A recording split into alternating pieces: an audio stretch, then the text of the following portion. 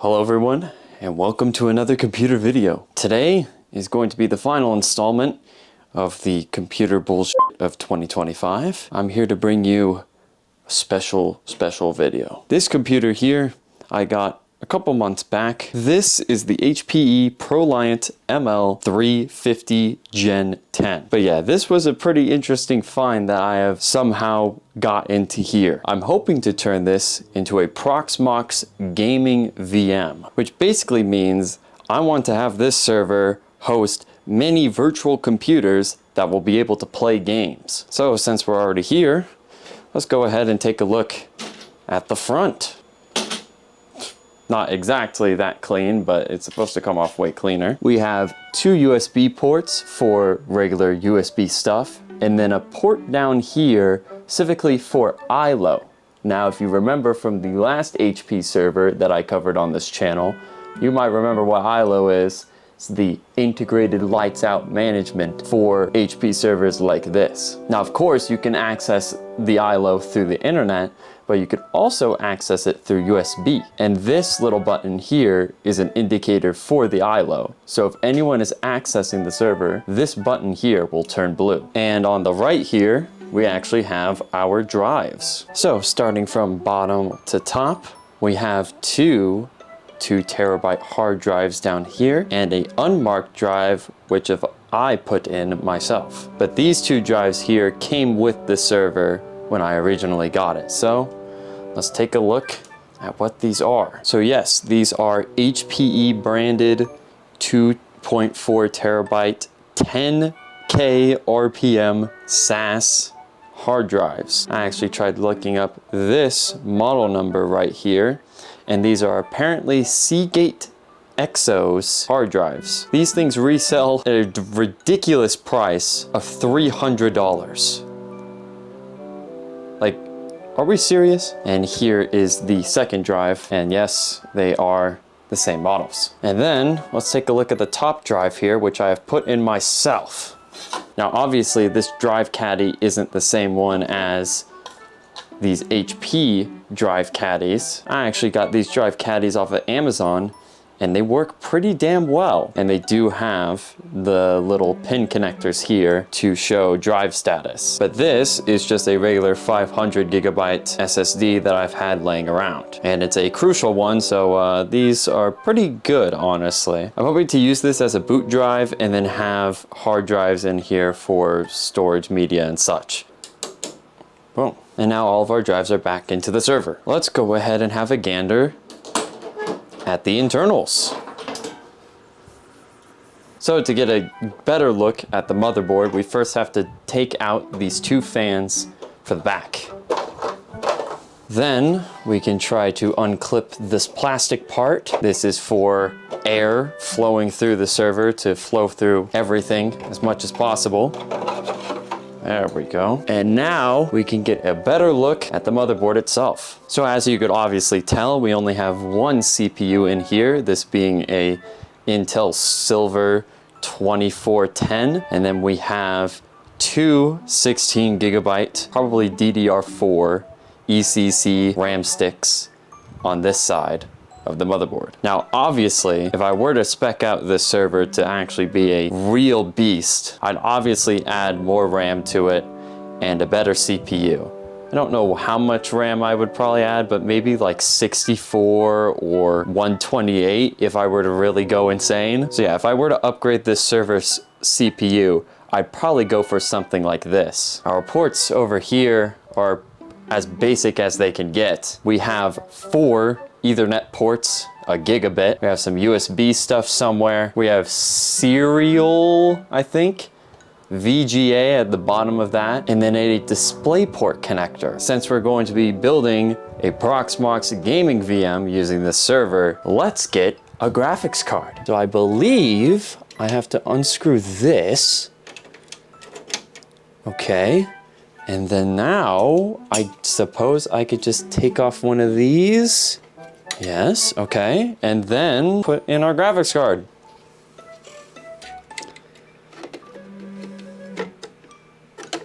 Wait, hold on.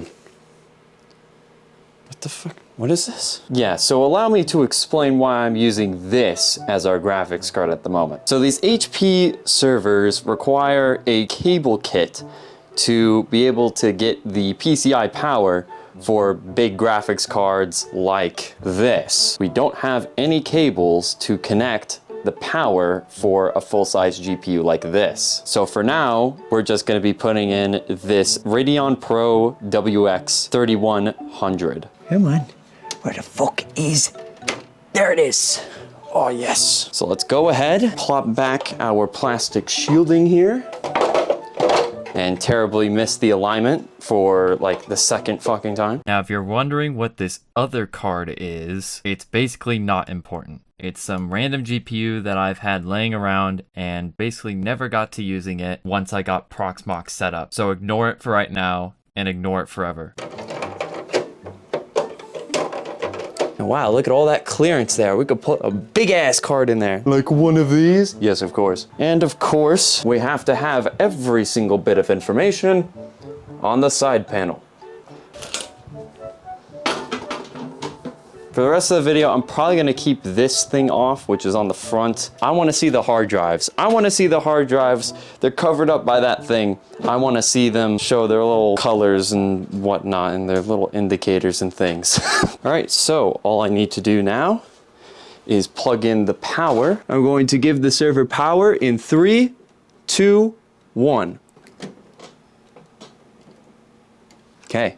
And I hear the PSU spinning up. We'll go ahead and tell the server to power on in 3, 2, 1.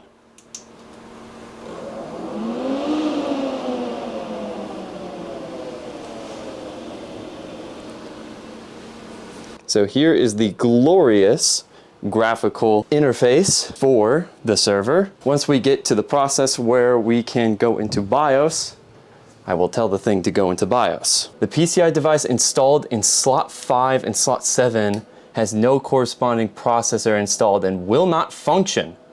Move the PCI device to another slot or install processor 2. Huh? Oh. Power supply lost. Oh, because I only plugged in one power supply. Okay, so we're gonna press F1.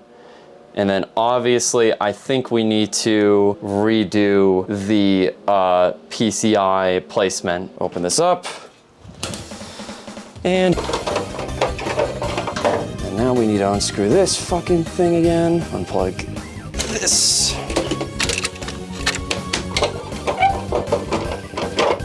And then I forgot two things, and those were the fans. I forgot to put in the fans. God damn it. All right, now we have everything plugged in. All right, so obviously we're in the BIOS for this server. We can go practically everywhere we want to. We could jump to the smart array, the ILO controller, our 4 Ethernet ports, which is kind of insane. But let's go into the smart array here. I think the 2 hard drives are already detected and they're in a RAID 0, I'm pretty sure. I think it's in RAID configuration. Manage arrays, array A. Yeah, okay, so obviously this is in a RAID 0 because it sees 4 terabytes instead of like 2 if it were a RAID 1. So let's go ahead and delete this array. All right, and we have deleted the array. We're gonna go ahead and create another array. Oh, and hey, there's our crucial SSD. It's not complaining about the SSD, so we're good to go with that. But obviously we are going to select our 2 terabyte SAS drives here. We will select RAID 0, and we will call this here data array. Unit size terabytes, yep, that's good. Submit. All right, we're good to go. Let's now go ahead and try to boot off our USB full of ISOs.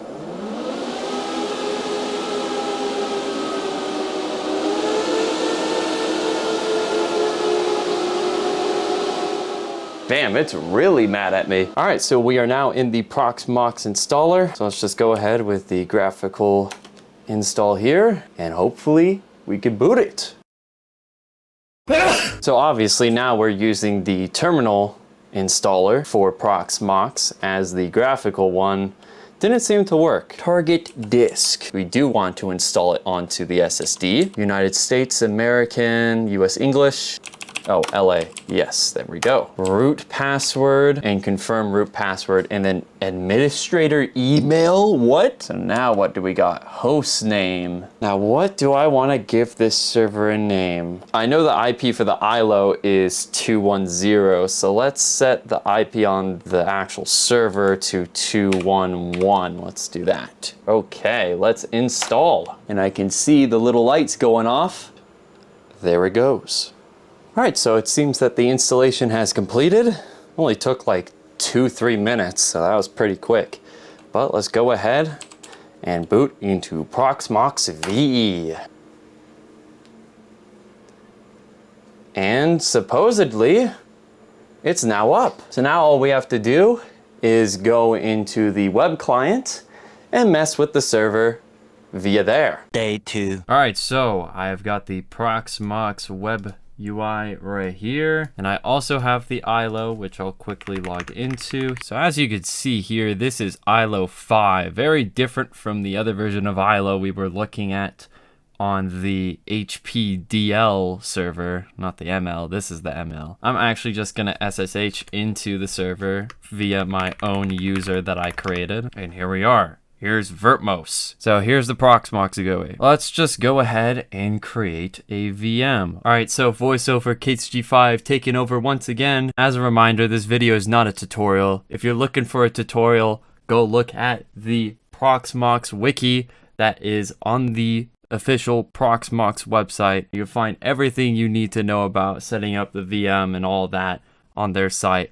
I am not your instructor. But anyways, I gave the VM 32 gigabytes of a virtual hard disk that Proxmox would create. I also gave the VM 12 gigabytes of RAM, and I also installed Windows 10 IoT LTSC 21H2 as the operating system. Okay, so we're now in the Windows install. I will quickly go ahead and install Windows IoT. From here, it was basically smooth sailing until SCSI drivers. Taking a little bit longer than it should, and yeah, inaccessible boot device. Okay, I had to switch the hard drive to SATA in the installation process because the SCSI drivers in the Windows installed weren't working for some random reason. But eventually I got that fixed. Okay, well, I have no idea how the fuck I did it, but apparently we're running off of the SCSI controller again. I'm pretty sure. Yep, SCSI hard disk. Oh, and also, I was able to get PCI pass-through, and I'm passing through the AMD GPU, of course. And now, let's get on to the gaming. We got the AMD card working finally. Oh my god, it just took one thing of DDU, and then I forgot to set PCI Express on the AMD GPU. Alright, so first things first, we're trying out VidVid. So obviously the stats at the top left are coming via Steam. So we have the FPS from the video card, the CPU usage, and the GPU usage. But we're gonna go ahead and make sure we just set a couple options here. I think they're already set to like low and stuff, so we're gonna set everything to as high as possible. Yes, there it is. All right, let's go full screen and let's go ahead and start. Dang, this looks so good. I fucked up already, dude. I did not mean to use those pink cans like that. It's not the most demanding game ever. I don't really have like demanding games at all on my Steam. Gotta make sure to get this perfectly. Boom. Awesome. Got an S+ on that. Let's go. But yeah, this game's running pretty smoothly. It's supposed to run on something better than a GT 430, which if you haven't watched the Ultra 24 video, you might know why I'm mentioning that awful card. Oh wait, no, I don't. There we go. Boom. Outstanding! I didn't even get an S+. Are you kidding me? Alright, we are in Tekken 7 now. This is looking promising. Now, Tekken 7 and all the Tekken games are locked to 60 FPS. Apparently we are on, I think we're on high. I just got YOLO'd! Okay, actually, I just totally forgot. The stage that we were just playing on is like a totally like nothing burger stage. So we're gonna be going from here, even though I just went through my first round. But hey, at low preset, this is honestly playable at 1080p with render scale set to 50. No way. They got hit by Magic 4. What is he doing? Why is he doing key charge first thing? Man, we pressing. Oh! What the hell? Got him. Oh! Oh! Got the pickup!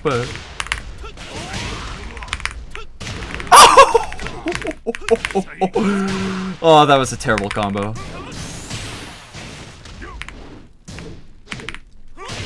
Bitch!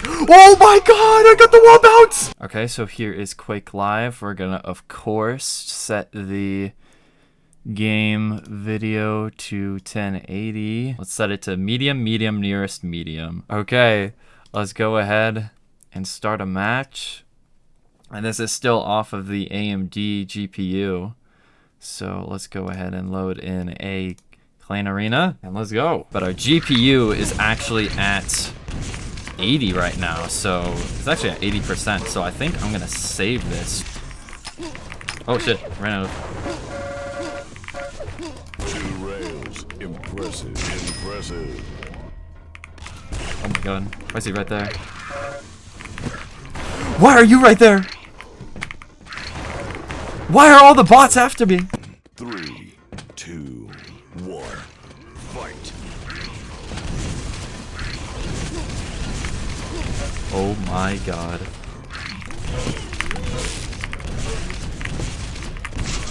Nice. Blue wins. Oh, he's 1 HP. What the hell? Let's see what's going on here. Oh shit. I almost hit him in the air. Holy. I'm actually gonna go back up here. I actually hit him. No way. We're getting 2v1 here.